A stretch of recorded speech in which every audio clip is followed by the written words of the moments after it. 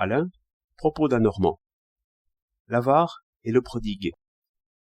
La plupart des livres, et surtout sur les mœurs, sont écrits par des parasites, qui nous imposent leur définition.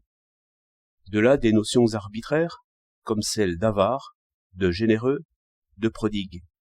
Et cela complique encore le problème des richesses, naturellement assez obscures. On méprisera sans doute dans l'avenir ces éloges de la dépense, que l'on trouve partout. On appréciera plus équitablement celui qui fait valoir son argent, et même celui qui le garde. Qu'est-ce que garder son argent, sinon avoir le droit d'acheter des esclaves et n'en pas user? Mais je n'avais pas assez considéré cette opposition entre l'avare qui garde et le prodigue qui répand.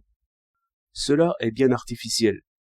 Le caractère du prodigue, principalement de nos jours, c'est une fureur d'acheter, et tout le monde connaît ce sentiment vif qui nous porte à essayer notre puissance sur les étalages.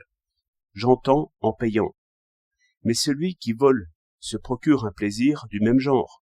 C'est toujours la même passion, plus ou moins réglée, soit par l'honneur, soit par la justice. C'est toujours la passion d'acquérir. Et, par l'emploi des mots convenables, on fait apparaître aussi la ressemblance entre l'avare et le prodigue. Car l'avare est conduit aussi par la passion d'acquérir. Mais il se laisse moins prendre à l'imagination. Il pèse mieux les biens. Le collectionneur marque bien la transition d'une espèce à l'autre, car il est prodigue de son argent, mais avare de ses tableaux ou de ses médailles. Le prodigue pur collectionne sans esprit de suite. Il gâche ou revend à perte. L'avare collectionne des pièces d'or ou des valeurs. J'entends l'avare actif, l'avare qui pense et combine.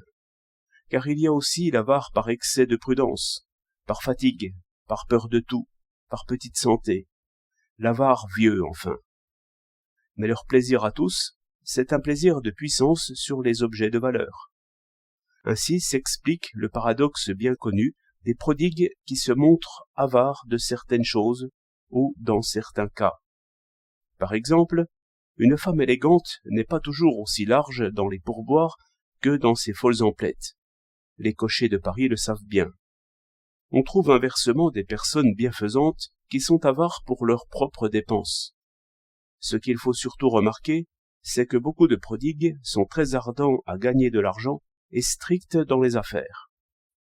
Tel donne un déjeuner de 20 francs à celui auquel il disputait âprement 100 sous sur un marché.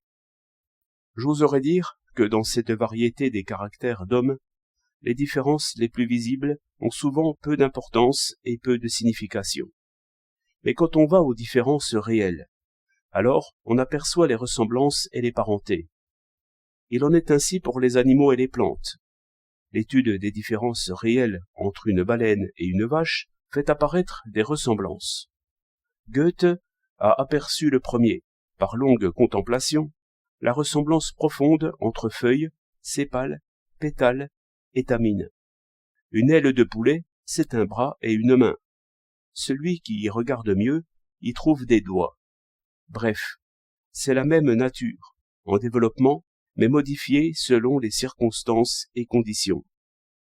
De même, on aperçoit une parenté entre l'avare et le prodigue, dès que l'on décrit exactement leurs actions, car l'un et l'autre exercent leur puissance, et il n'y a point tant de différence entre celui qui ouvre sa porte aux flatteurs et celui qui l'ouvre aux emprunteurs.